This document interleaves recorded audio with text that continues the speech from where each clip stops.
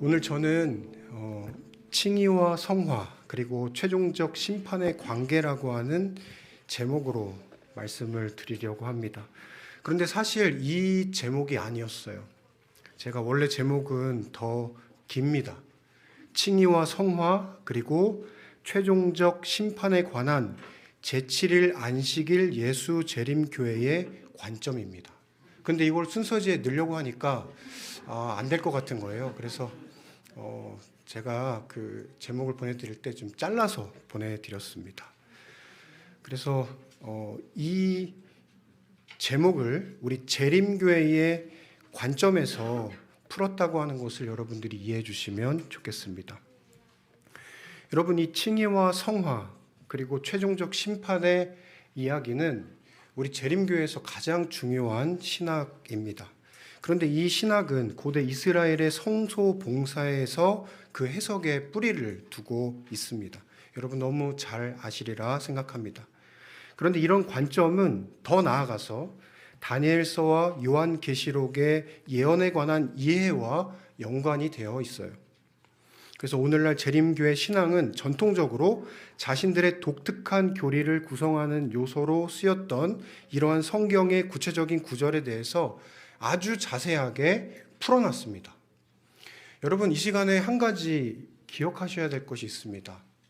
제7일 안식일 예수 재림교회는 다른 개신교와 다른 독특한 기별을 가지고 있는 교단이지만 우리 재림교회 역시 어디에 속해 있어요? 개신교 안에 속해 있습니다. 다시 말해서 가톨릭이 없었다면 개신교가 없는 것이고 개신교가 없었다면 누구도 없는 거예요? 재림교회도 없는 것입니다. 재림교회는 어떤 입장을 가지고 있냐면 하나님의 진리에 대한 인간의 이해가 점진적으로 주어진다고 믿고 있습니다. 다시 말해서 우리가 잘 아는 우리 각 시대의 대쟁투에 나오는 인물들 있죠. 위클리프, 루터, 칼뱅, 녹스, 웨슬리 이런 사람들의 이야기가 나오는데요. 이 사람들의 신학을 바탕으로 재림교회의 신학이 생긴 겁니다. 그렇기 때문에 우리와 다른 개신교를 별도의 독특한 교단으로 보는 것은 인정하지만 그들과 우리는 아무런 관계가 없고 그들은 틀렸고 우리는 맞다라고 하는 입장이 아니라 그들이 가지고 있는 빛에서 우리는 한 발 더 나아간 사람이라고 하는 것을 우리가 이해해야 되겠습니다. 우리는 일종의 신조를 가지고 있는데 그것은 우리가 가지고 있는 기본 교리입니다. 근데 그 기본 교리조차도 계속해서 뭐 해왔냐면 점진적으로 발전해 왔습니다. 그러니까 오늘 우리가 가지고 있는 이 신학 그리고 신앙은 처음부터 그냥 콘크리트처럼 굳어져서 변하지 않는 것이 아니라 계속해서 하나님이 주시는 빛에 의해서 점진적으로 나아가는 것이 우리 재림교회 신학이라고 하는 것을 다시 한번 말씀드립니다. 재림교회의 대표적인 학자들이 많이 있지만 오늘은 이 말씀을 한스 라론데일 박사의 그 글에서 가지고 온 것이고 이 입장은 우리 재림교회 모두가 같이 공유할 수 있는 아주 어떤 극단으로 오른쪽으로 치우쳤거나 왼쪽으로 치우친 것이 아니라 보편적인 재림교회의 교리 안에서 쓰여진 것을 여러분들에게 말씀드리고 있는 것입니다. 기본적인 재림교회 신앙은 인간의 구원이 율법이나 인간의 행위에 의해서 주어진 것이 아니라 전적으로 하나님의 구원하시는 은혜 안에서 주어지는 선물이라고 우리는 이해하고 있습니다. 그래서 교회 증언 6권 268쪽에는 이렇게 말합니다. 우리는 모든 것이 은혜, 거저 주시는 은혜, 최고의 은혜로 이루어진 것을 안다. 언약 속의 은혜는 우리를 양자로 삼았다. 구주의 은혜는 우리의 구속을 낳았고 거듭나고 그리스도와 함께 유업을 이을 아들로 우리를 만들었다. 우리의 행위나 우리의 노력이 아니라 뭐로요? 은혜로 우리가 하나님의 자녀가 된 것을 이 시간 우리가 고백하고 있는 것입니다. 그래서 많은 타교단 개신교인들이나 다른 교인들이 우리 재림교회에 대해서, 특별히 우리 이 자리에 앉아 계시는 우리 진리햇불과 같은 우리 교인들을 향해서 어떤 오해를 하고 있냐면, 이들은 행함으로 구원을 추구하는 사람이라고 오해하고 있습니다. 근데 그렇지가 않아요. 우리는 전적으로 하나님의 은혜 안에서 주님의 자녀가 된 것입니다. 재림교회 신앙은 이런 뒤집을 수 없는 순서로 그리스도를 인간의 대속물이자 모본으로 받아들입니다. 그리고 그리스도를 하나님 앞에 계신 우리의 대속물로 믿는 믿음을 통해서 회개하고 믿는 자를 그리스도의 하나님 앞에 자녀로 삼는다고 하는 그 믿음을 우린 성경을 통해서 확신하고 있는 것입니다. 믿는 자들의 칭의를 이루는 근간은 여러분 함께 기억하셔야 됩니다. 율법을 지키는 데 있는 것이 아니라 죄 없으신 그리스도의 순종 때문에 우리가 지금 하나님의 자녀로 있다라고 하는 것을 말이죠. 계속해서 보겠습니다. 그리스도를 믿는 믿음으로 얻는 칭의를 통해서 그분의 의가 우리에게 어떻게 된대요? 전가되는 것입니다. 선물로 주어지는 것입니다. 그리고 나서 우리는 우리의 대속물이신 그리스도로 인하여 하나님과 하나가 되는, 자녀가 되는 화평을 이루게 된다. 이렇게 얘기합니다. 여러분, 우리 재림교회와 다른 개신교회가 어떤 차이가 있을까요? 사실은 똑같은 성경을 봅니다. 그런데 어떤 분들이 제가 아는 어떤 한 개신교인이 저보고 뭐라고 그랬냐면, 혹시 성경을 어떤 거 보시냐고 이렇게 물어보더라고요. 우린 똑같은 성경을 보죠. 그리고 우린 똑같은 삼위일체 하나님을 믿고 우리는 행함으로 말미암는 의가 아니라 믿음으로 말미암는 의를 믿는다고 그렇게 얘기를 한 적이 있어요. 그런데 그들과 우리가 다른 점이 있습니다. 재림교회는 단지 너가 하나님을 믿었기 때문에 의롭게 됐다라고 하는 칭의를 통해서 이 사람이 그냥 하나님의 자녀가 되는 사법적인 죄가 없어 라고 하는 그런 선포만을 믿는 교단이 아니라는 겁니다. 그런데 다른 교단은 사법적 칭의만을 강조해요. 그러나 재림교회는 칭의와 성화를 구분하지 않고 그리스도를 믿는 동일한 믿음으로 입혀주시는 의와 마음속에 역사하시는 성령으로 인해서 성화되어 나아가는, 다른 사람으로 바뀌어가는 것을 우리 재림교회는 믿고 있습니다. 바울에 의하면 이 두 가지가 모두 동일한 조건 위에서 약속되어 있어요. 칭의와 율법의 행위, 이런 모든 것들은 믿음으로 이루어집니다. 그리고 성령의 선물도 동일하게 율법의 행위와 상관없이 믿음으로 이르러 옵니다. 바울은 이 두 가지 선물이 서로 나뉘어질 수 없을 만큼 맞물려 있다고 얘기하고 있습니다. 칭의는 이 말의 온전한 의미로 볼 때 이 두 가지 의미, 즉 의에 입혀주시는 것과 그리고 인간이 새로운 순종으로 변화되어 나아가는 이 두 가지를 사도 바울도 가르쳤어요. 그리고 재림교회는 이것을 받아들였습니다. 그런데 아까 말씀드린 것처럼 다른 개신교는 어떤 차이가 조금 있냐면, 이 사람은 하나님을 자신의 구주로 믿었기 때문에 이 사람은 하나님의 자녀로 거듭난다 라고 하면서 사법적인 칭의만을 강조해요. 그리고 그 이후에 그 사람의 삶이 어떻게 변화되는지에 대해서는 강조하지 않는다는 것입니다. 칭의와 실제적인 거듭남은 하나로 통합을 이루어 갑니다. 비록 믿음 없는 자들의 칭의가 우선순위에 있어서 논리적으로 엄격하게 앞서지만 그 안에는 이 두 가지, 칭의와 사람이 변화되어 나아가는 거듭남, 이 두 가지가 서로 영향을 끼치면서 함께 나아간다라고 하는 것이 오늘 우리가 믿고 있는 재림교회의 신학입니다.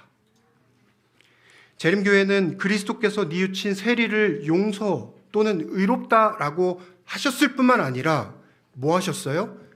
탕자를 자신의 자녀로 다시 받아주시고 그 탕자가 변화되는 새로운 아들로 나타나기까지 그 아버지가 돕는 것입니다. 이런 사법적인 선언 속에서 화해의 기적이 일어나고 하나님의 관계의 회복이 일어나게 되는 것입니다. 오늘날 몇몇 개신교회 학자들은 그간의 칭의와 성화를 엄격하게 또 구분해 놨어요. 칭의와 성화는 구분될 수는 있지만 뭐 할 수는 없을까요? 뗄 수는 없습니다. 그런데 이것을 엄격하게 구분해 놨어요. 한 루터교의 한 신학회에서 이런 얘기를 발표했습니다. 후기 루터교 신학에서는 칭의의 교리를 특별한 교리로 만들려는 명백한 경향이 있다. 칭의 교리를 순수하게 유지하려는 좋은 의도가 있지만 칭의가 지니는 뭐만요? 법적인 측면만을 강조한다. 칭의에 있어서 그것은 개인적이고 전체적인 행위의 문제라는 사실이 무시된다. 그러니까 하나님 믿고 하나님의 자녀로 내가 지금 고백을 하고 나면 그 이후의 삶에 대해서는 생각을 하지 않는 겁니다. 법적인 칭의만 따른다는 것이죠. 그러나 하나님은 분명히 그 이상의 관계 회복 그리고 삶이 변화되는 것까지도 우리에게 말씀하고 계십니다. 이런 은혜의 복음 가운데서 오직 믿음이라고 하는 솔라 피데라는 역사적 교리는 복음을 진정으로 이해하고 선포하는데 결정적으로 중요한 기초라기보다는 무수한 다른 교들 중에 하나로 전락해버리는 그런 일이 지금 일어나게 됐어요. 마이클 호튼이라고 하는 장로교의 아주 유명한 신학자가 또 이렇게 얘기했습니다. 오늘날 유력한 복음주의 단체들에서 오직 믿음으로 말미암는 칭의가 필수적이라고 말하기는커녕 더 이상 그것이 사실이 아니라고 말하는 신학 교수를 쉽게 찾을 수 있다. 이렇게까지 말하고 있습니다. 칭의와 성화를 구분하는 것도 잘못된 신학이고 그리고 그 칭의와 성화 중에서 어느 하나를 없애거나 혹은 강조하지 않는 그런 신학들이 최근에 일어나고 있다는 이야기를 하고 있는 겁니다.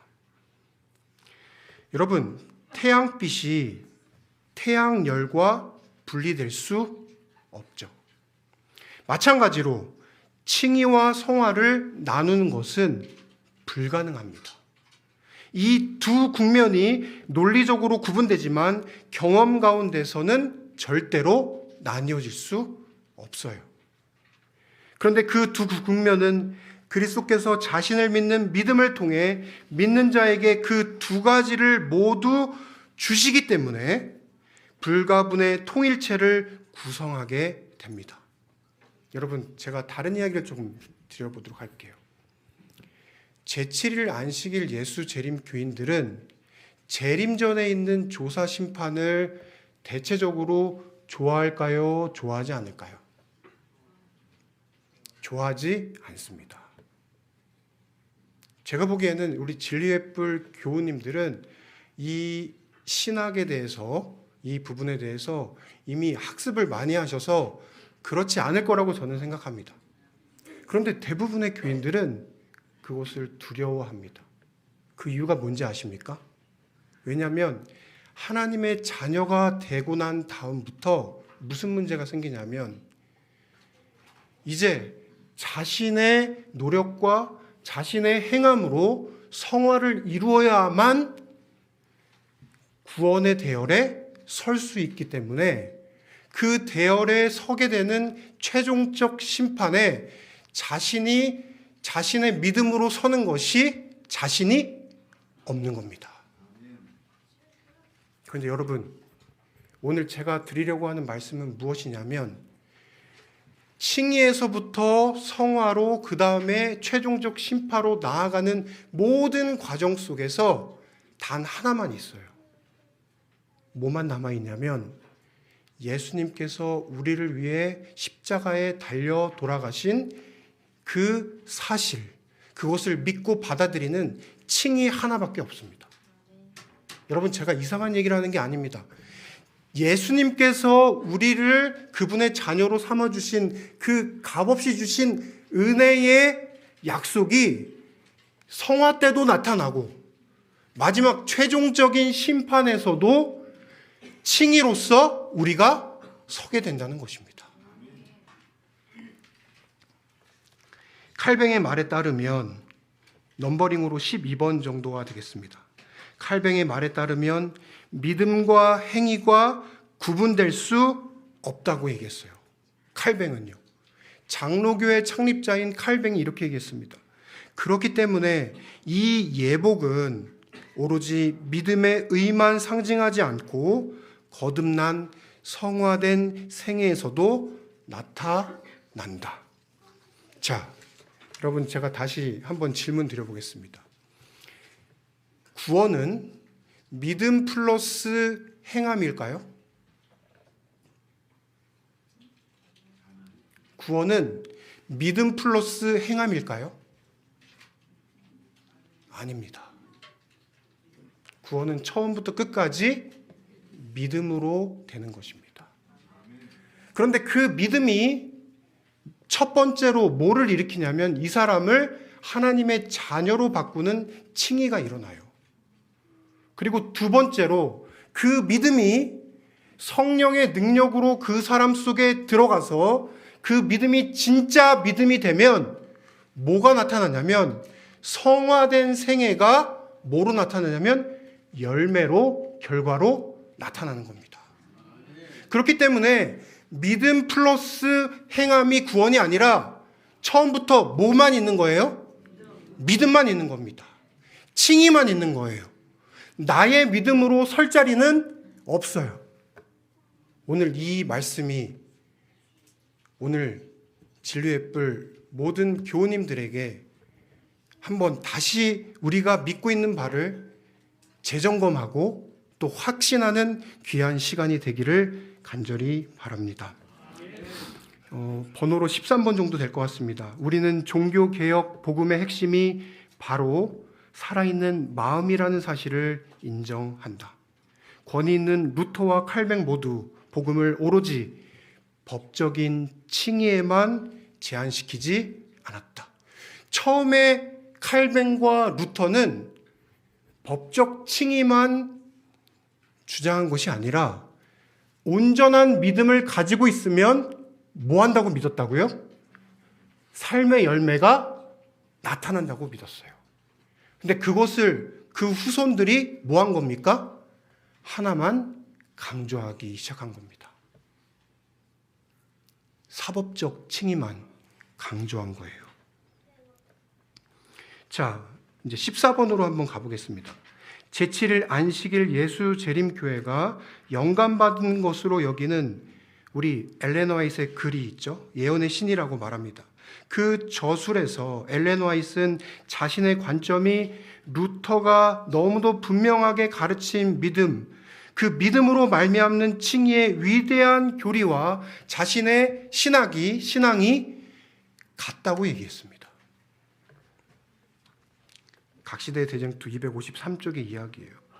또 그녀는 존 웨슬리가 받은 위대한 진리, 곧 그리스도의 속죄의 피를 믿는 믿음으로 얻는 칭의, 그리고 마음속에 역사하시는 성령의 새롭게 하는 능력, 그리스도의 모본을 따라 생에 이루어지는 그 칭의의 열매들에 대해서 설교한 것과 자기는 같은 견해를 가지고 있다고 얘기했습니다. 조지 나잇이라고 하는 재림교회 신학자가 뭐라고 얘기했냐면 제7일 안식일 예수 재림교회는 다른 여러 교회 교단들과 비슷한 여러 교단들과 같은 그런 하나의 교단이 아니라고 얘기했어요. 제7일 안식일 예수 재림교회는 하나의 운동이라고 얘기했습니다.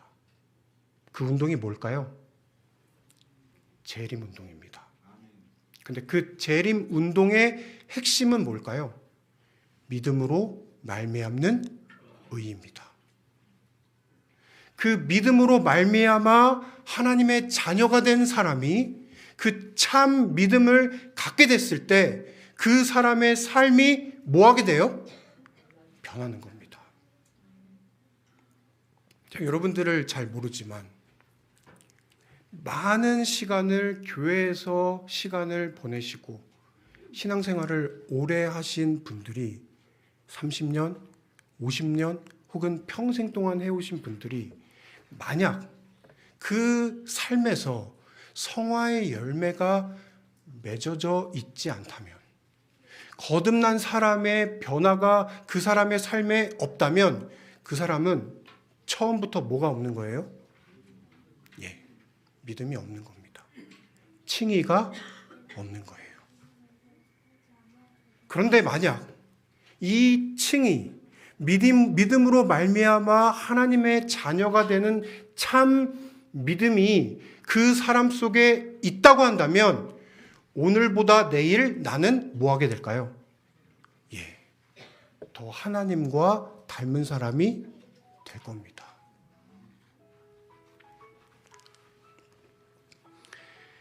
엘렌 화이트는 이 부분에 대해서 너무도 자세하게, 너무도 강조하고 있습니다.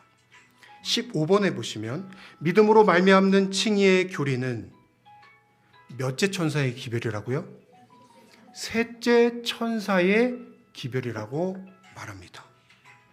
이것을 믿는다고 공언했던 많은 이들이 이 셋째 천사의 기별, 믿음으로 말미암아 구원을 얻는다고 하는 이것을 그들의 시야에서 뭐 했다고요? 놓쳤다. 자, 다시 한번 강조하겠습니다. 우리는 처음 하나님을 믿고 그분의 자녀가 되는 그 순간 행함이 아니라 뭐로요? 믿음으로 그분의 자녀가 돼요. 그리고 그 참 믿음이 그 사람 속에 있게 될 때 그 사람은 뭐 하게 된다고요? 삶이 변합니다. 그리고 그 변화된 열매를 가지고 마지막 최종적 심판에 서게 됐을 때 그 사람의 자신의 의나 자신의 노력이나 자신의 결단과 자신의 어떤 행함이 조금도 그 안에 들어갈 수 없어요. 구원은 처음부터 끝까지 믿음으로 얻게 되는 겁니다. 믿음 플러스 행함이 아니에요. 행함은 참 믿음의 뭐라고요? 열매입니다. 계속해서 보도록 하겠습니다. 16번 클립입니다. 믿음과 행함으로 어떤 사람이 구원의 선물을 스스로 살 수 있다면, 자, 여러분 한번 잘 생각해 보세요. 이것을 내가 살 수만 있다면 창조주는 피조물에게 빚을 지고 있는 셈이 됩니다. 여기서 거짓이 진리로 받아들여질 기회가 주어진다. 만일 어떤 사람이 자신의 행하는 어떤 것으로 구원을 얻을 수 있다면 그는 자신의 죄 때문에 고해성사를 해야 하는 가톨릭 교도와 동일한 입장을 취한 것이다. 그렇게 되면 구원은 뭐처럼요? 품삯처럼 일해서 갚을 수 있는 채무의 일부분이 되어버린다. 그러나 만일 자신의 선한 행위 중 어떤 것으로 구원을 얻을 수 없다면 구원은 오로지 한 사람의 죄인으로서 그가 예수님을 받아들이고 믿기 때문에 받은 뭐밖에요? 은혜밖에 없는 겁니다. 구원은 처음부터 끝까지 나의 의가 들어갈 수 없어요. 온전히 하나님이 주신 은혜의 선물로 우리는 최종적 심판에 서게 되는 것입니다. 계속해서 엘렌 화이트는 강조합니다. 우리가 의롭게 되는 의는 입혀진 것이며, 우리가 잘 아는 말씀이에요. 우리가 성화되는 의는 뭐 하는 거라고요? 나누어지는 것이다. 첫 번째 의는 우리가 하늘에 갈 수 있는 뭐를 주고요? 자격을 주고, 두 번째 의는 우리가 하늘에 알맞는 적합성을 만들어 주는 것입니다. 그러면 이 진리의 뿔 교회의 성도님들이 지금은 무슨 시간인 거예요? 하나님께서 주신 그 첫 번째 믿음으로 말미암는 칭의를 가지고 거룩한 생애를 하나님께서 살라고 하신 명령에 따라서 그분이 보내주신 성령의 능력으로 매일매일 뭐 하는 겁니까? 변화되어 나아가는 것입니다. 그러다가 보면 뭐 하면 되는 거예요? 예수님 오셨을 때 그냥 예수님 맞이하면 되는 거예요. 예수님 언제 오실지 궁금해할 필요도 없어요.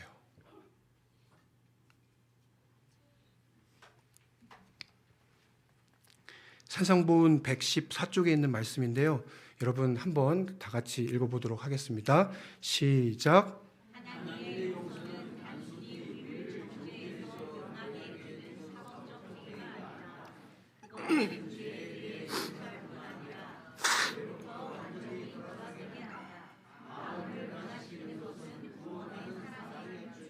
네, 결국 우리를 변화시키는 것은 하나님의 사랑이에요. 강제함이 아닙니다. 두려움이 아니에요. 하나님의 사랑과 그분이 베풀어 주신 은혜 때문에 우리가 매일매일 그분을 닮아가는 것이죠. 그녀는 심지어 한 발 더 나아가서 제7일 안식일 예수 재림교인들이 믿음으로 말미암는 칭이라는 복음 기별을 회복시킬 특별한 소명을 가지고 있다고까지 말했습니다. 여러분, 오늘 이 안식일 제가 갑자기 등장해서 설교를 하고 있지만 이 말씀이 중요한 말씀입니까? 예, 정말 중요한 말씀이에요. 선지자를 통해서 우리에게 이 말씀은 우리의 소명이라고까지 말씀하셨습니다. 가려뽑은 기별 제1권 372쪽에 있는 글입니다. 이거 역시 같이 한번 읽어보도록 하겠습니다. 시작.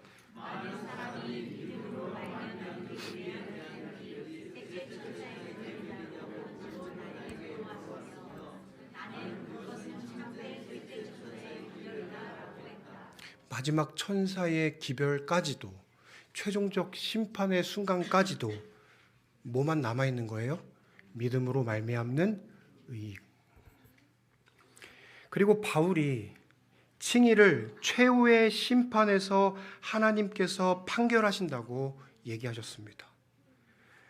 바울 신학의 핵심은 뭐를 보고 판단한다고 했냐면 우리의 행함을 보고 판단한다고 했어요.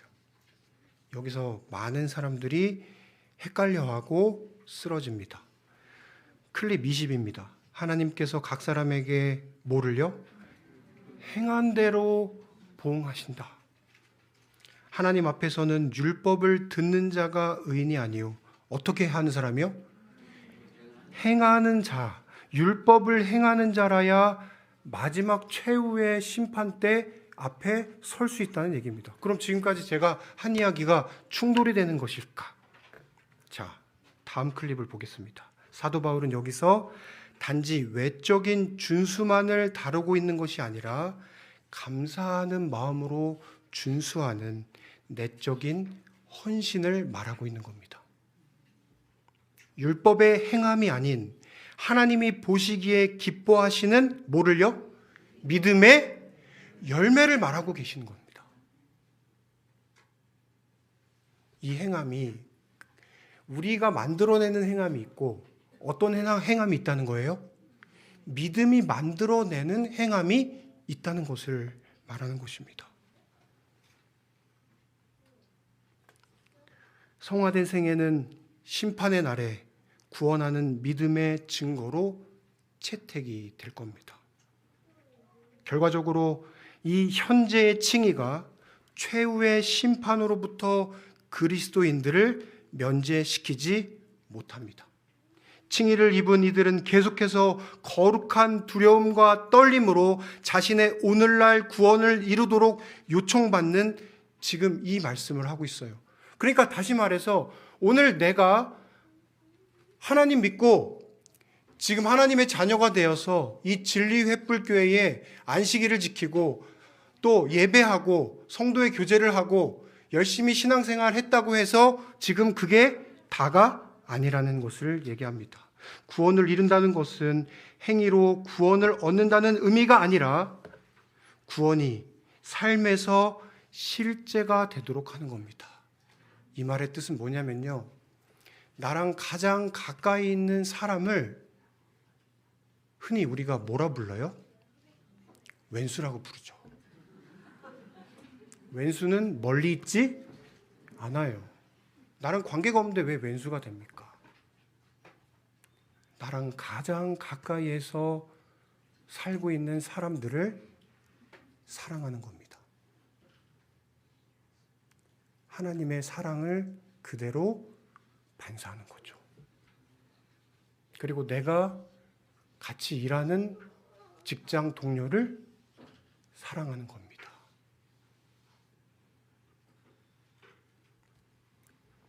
한 가지 이야기를 좀 들려드리고 싶어요. 이 클립에 들어있지 않은 내용이기 때문에 이 클립은 그대로 유지시켜 주세요. 제가 전에 목회하던 한 교회에서 바로 옆 교회에 초청을 받아서 설교를 하게 됐어요. 근데 단상에 제가 딱 섰는데 저 맨 뒤에 저희 집을 매주 방문하는 한 노숙자분이 앉아 있는 거예요. 근데 제가 그 순간 설교를 할 수가 없었어요. 왜냐하면 매번 그분이 우리 집에 와가지고 무언가를 받아가는데 제가 돈 달라면 돈 주고 양말 달라면 양말 주고 심지어는 신발을 달라고 하면 뭐 이렇게 다 줬어요. 그런데 이분이 제게 그거를 받았는데도 불구하고 고맙다는 말을 한 번도 한 적이 없어요. 그러다 보니까 제 마음속에 불편함이 생겼어요. 그래서 그분이 저희 집에 또 방문해서 제게 무언가를 요구했을 때 제가 그분한테 딱 이렇게 돈을 주고 빨리 가시라고. 속으로 어떤 마음이었을까요? 다시 오지 마세요. 그런데 제가 그렇게 했던 마음을 그대로 가지고 있다가 잊어버렸는데 안식일날 단에 딱 섰는데 바로 저 뒤에 그분이 앉아 있는 거예요. 그 순간 제가 하나님의 사랑을 선포해야 되는데 제 입이 안 열리는 겁니다. 너무 당황스러웠어요. 그래서 설교단에 딱 쓰기 전에 기도하는 시간이 이게 딱 있었는데 그 기도하는 시간에 하나님께 기도했습니다. 하나님, 저 어떻게 하면 좋습니까? 설교를 도저히 못하겠습니다.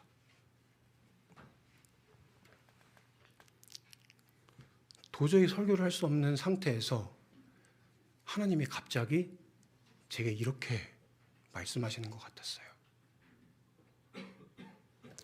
훈재야, 너가 원래 이런 사람이야.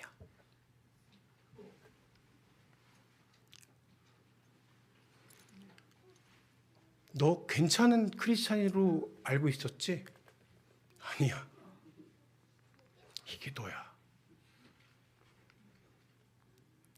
근데 그 말씀을 이렇게 제 마음속에 들려주실 때 어떤 생각이 들었냐면, 하나님, 제가 어떤 사람인지 알려주셔서 감사합니다. 그 순간 하나님께 회개하고 제가 어떤 사람인지 분명히 알게 된 그 상태에서 다시 단에 서는 것이 너무 부끄럽지만 뭐로요? 나의 의가 아니라 하나님의 은혜로 설 수 있다는 것을 믿고, 그날 설교를 잘했을까요? 못했을까요?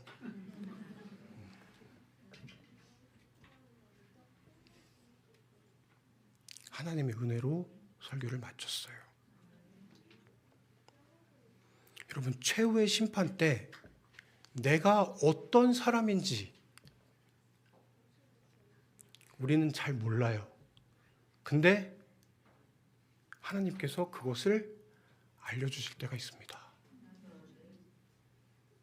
그리고 그 순간 나의 의는 조금도 하나님의 심판대 앞에서 설 수 없다는 것을 알려주세요.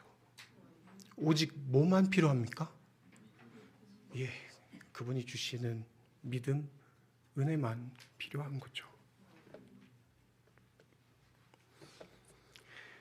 클립 25입니다. 행위에 따라 심판받는다는 말은 행위의 기초나 율법을 준수하는 것으로 구원받는 뜻이 아닙니다. 요컨대 구원은 믿는 자가 하나님과 처음 화해했을 때와 마찬가지로 마지막도 구원은 똑같이 하나님의 은혜로 받게 되는 겁니다.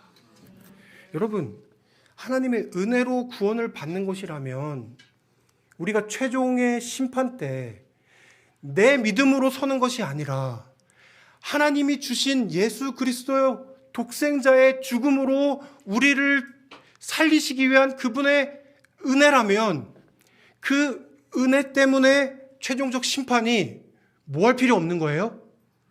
두려워할 필요가 없는 거예요. 뭘 걱정해야 되냐요? 지금 내가 가지고 있는 믿음이 진짜 믿음인지 가짜 믿음인지, 그게 중요하지 최종적 심판이 중요한 게 아닙니다. 클립 26입니다. 재림교회의 관점은 요한복음 3장 16절에 나옵니다. 예수님의 선언과 조화를 이루어서 그리스도의 십자가에서 하나님이 준비하신 구원, 독생자를 주셨으니 이것과 개별 신자들이 믿음을 통하여 저를 믿는 자마다 그 구원을 전유하는 차후 국면, 영생을 얻게 한다고 하시는 이것으로 구분이 됩니다. 더 나아가 재림교회는 부활하신 그리스도 하늘 중보사역에서 두 가지의 뚜렷한 국면을 보게 됩니다. 곧 마지막 심판 이전의 국면과 그 이후에 이어지는 마지막 재림전 심판의 기간에 그분이 완성하시는 국면이 있다는 것입니다. 여러분, 예수님께서 십자가에서 달려 돌아가신 그 구원은 우리의 구원을 완전히 이루시고도 남아요? 안 남아요? 남아요. 그런데 그것을 뭐가 없으면 확인할 수가 없냐면 예수님의 재림이 없으면 그분이 주신 그 믿음을 확인할 길이 없습니다. 그리고 그 주신 선물을 마지막 재림 때 확정적으로 우리에게 주시는 것입니다. 그렇기 때문에 우리의 구원은 이미 얻었지만 아직 얻은 게 아니에요. 최종적 심판을 보고 사시지 마시고 매일매일 누구 바라보면서 살라는 겁니까? 예수님 바라보면서 살라는 것입니다. 클립 20입니다. 29입니다. 신학적으로 말해서 재림교회는 최종 심판의 종말론적 차원을 구원론 안에 통합시켜온 반면에 일반 개신교 신학은 이를 배제해왔다. 개신교회는 실존적으로 구원을 받아들인 것과 최종적으로 구원이 비준되는 것 사이에 사실상 시간의 차이가 없어요. 그냥 지금 하나님 믿고 고백하면 구원 끝입니다.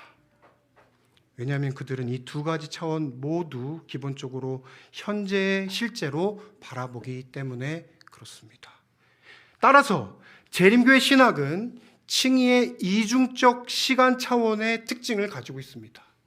지금 내가 그분을 믿고 그분의 자녀가 되는, 칭의가 되는 바로 이 순간과, 그리고 그것이 예수님의 재림의 때에 최종적으로 비준이 되는 그 두 가지 차원을 말하고 있는 것입니다. 이러한 문제를 돌이켜보면 솔라 피데라는 급진적인 교리가 성경에 나타나는 다양한 형태의 설교 전반을 고려하는 데는 실패했는지에 대해서 우리 스스로 자문해 볼 수밖에 없습니다. 이를 반대하는 것은 행위에 따른 종말론적 심판에 대해서 간간히 나타나는 언급들의 바탕을 두지 않기 때문입니다. 행위에 따른 심판은 날카롭고 지속적 강조를 가지고 선언되며, 따라서 우리는 그저 진지하게 귀를 기울여 들어야 한다고 말했습니다. 다시 한번 여러분들에게 강조드립니다. 최종적 심판까지 다른 개신교와 달리 우리는 바로 그 즉시 구원받았다고 말하지 않아요. 지금 이미 구원을 받았지만 예수님의 재림 때까지는 아직 그것이 주어지지 않은 거예요. 그렇기 때문에 어떤 미래적 사건의 최종적 심판보다 더 중요한 것은 나에게 내일이 없기 때문에, 그리고 이 시간 여러분들이 예배 마치고 돌아가는 그 이후의 시간이 없기 때문에 지금 이 시간, 이 순간 내가 하나님의 자녀가 됨을 고백하고 그분께 나를 내어 맡기는 그 믿음이 오늘 이 시간에, 이 순간에 필요하다고 말씀하시는 것입니다. 시간이 많이 가서 제가 한 가지 이야기만 드리고 오늘 준비한 말씀을 마치도록 하겠습니다. 제가 일산 영업교회라고 하는 지회가 이사 가기 전에 교회가 일산에 있었어요. 그 교회에서 제가 사역을 1년 동안 하고 시조사로 가게 됐었는데, 그 1년 사역을 하게 되는 마지막 그 기간에 대만으로 봉사대를 갔어요. 근데 그 봉사대를 가서 10명의 봉사대원과 함께 봉사를 잘 마치고 1박 2일 동안 관광을 하게 됐습니다. 저희 봉사대원들의 그 연령대가 10대 소년에서부터 50대의 장년에 이르기까지 다양하게 분포되어 있었어요. 제가 대장이었습니다. 제가 대원들에게 계속해서 영거푸 반복해서 얘기했습니다. 여러분, 자, 그 관광하실 때는 여권이 필요하시니까 여권을 나눠드립니다. 그런데 여권을 잃어버리면 어디 갈 수 없다고 얘기했을까요? 집에 못 들어갑니다. 그러면서 제가 여권을 잃어버리지 말도록 계속해서 강조했어요. 1박 2일이 끝나고 이제 집에 돌아가는 시간이 됐습니다. 아침이 됐어요. 비행기는 11시 타임이었습니다. 자, 여러분, 드디어 오늘 집으로 돌아가는 시간입니다. 자, 여러분, 가지고 계시는 여권 확인해 보세요. 다른 거 다 잃어버려도 여권만 있으면 집에 가실 수 있습니다. 라고 하면서 여권을 사람들 확인시켰습니다. 그런데 저쪽 구석에 있던 한 중학생 남자아이가 목사님, 여권이 안 보여요. 이렇게 얘기했어요. 그래서 제가 막 웃으면서 잘 찾아봐. 그러면서 그 가방을 다 뒤집고 방을 다 뒤졌어요. 근데 여권이 없는 겁니다. 그래서 이 친구가 여권을 어디서 잃어버렸는지 한번 찾아보라고, 생각해보라고 했더니 택시를 탔는데 택시에서 흘린 것 같다는 얘기를 했어요. 찾을 길이 없죠. 근데 문제는 뭐냐면 이제 시간은 거의 9시가 다 지나가고 있어서 11시 비행기를 타기 위해서 다 떠나야 돼요. 근데 그 아이만 두고 떠날 수 없잖아요. 그래서 다른 사람들은 다 공항으로 보내고 누구만 남았어요? 그 아이와 저만 남았어요. 저는 그날 집에 꼭 가야 될 이유가 있었습니다. 저희 아내 생일이었거든요. 제가 전화를 했어요. 그 전날 내가 내일 가서 저녁을 먹을 수 있다. 같이 생일 파티하자. 근데 그 꿈이 무산됐습니다. 대만은 우리 그 수교가 깨졌기 때문에 그 대사관이 없어요. 영사관이 없고 사무소가 있어요. 그래서 그 사무소로 갔습니다. 갔더니 그 사무소 직원이 이렇게 얘기했습니다. 죄송하지만 한 3일 정도 걸립니다. 근데 더 걸리면 일주일도 걸릴 수 있어요. 이렇게. 이 아이가 뭐가 없기 때문이냐면 주민등록증이 없기 때문에 한국인인 것은 당신도 알고 나도 알지만 이거를 증명할 방법이 없다는 겁니다. 그럼 어떻게 해야 될까요? 물어봤죠. 한국에 계신 부모가 이 아이가 한국인이라고 하는 증명을 할 수 있는 서류를 내가 알려줄 테니 그걸 지금부터 준비하라고 시켰습니다. 그래서 그거 받아가지고 전화 바로 한 다음에 이것 좀 빨리 준비하시라고, 오늘 집에 가야 된다고 그러면서 막. 근데 이분이 뭐라고 얘기했냐면 일단 될 수 있을지 안 될지는 자기도 장담 못하지만 빨리 좀 보내라고 했습니다. 시간은 계속 흘러갔고 이제 마음이 초조해졌어요. 그리고 나중에는 이제 초조함을 넘어서서 포기했어요. 사실 일주일 동안 여기서 뭐 하지? 그런 생각하고 있었습니다.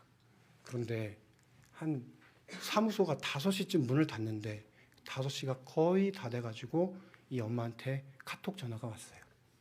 목사님, 서류를 지금 다 보냈는데 한번 확인해 보세요. 그리고 그 사무소로 아이를 데리고 뛰어갔습니다. 5시에 문을 닫는데 이미 5시가 지나버렸어요. 문이 닫혀 있었습니다. 그래서 오늘은 못 가겠구나 라고 하면서 돌아서려고 하는데 그 직원이 마침 퇴근하려고 하는지 문을 열고 나오는 거예요. 저희를 보더니 도와주겠대요.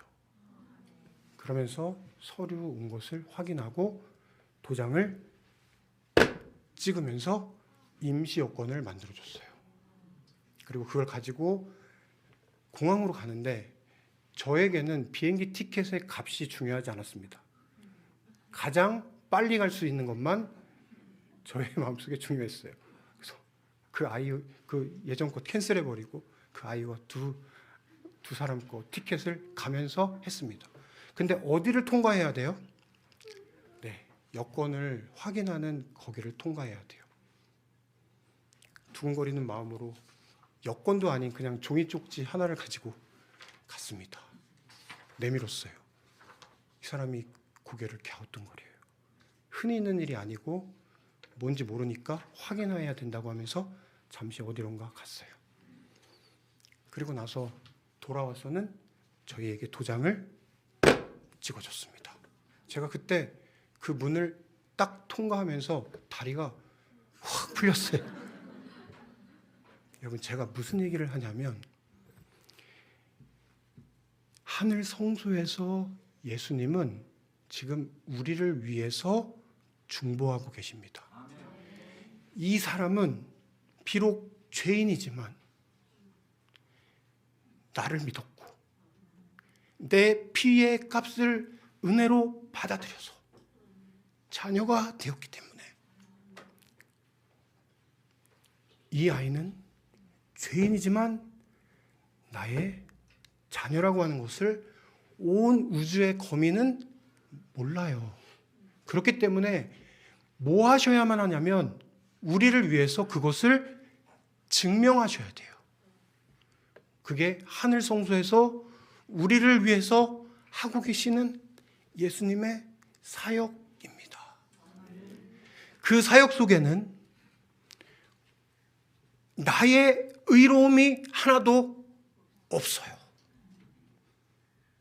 처음부터 끝까지 예수님이 주신 믿음, 그 믿음으로 산 넘어졌다가 일어났다 하는 이 연약한 나의 삶.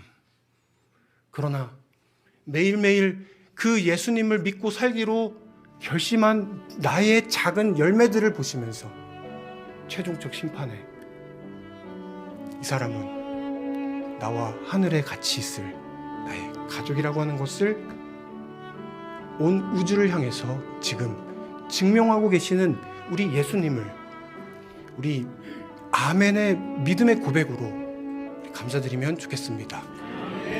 말씀 마치겠습니다.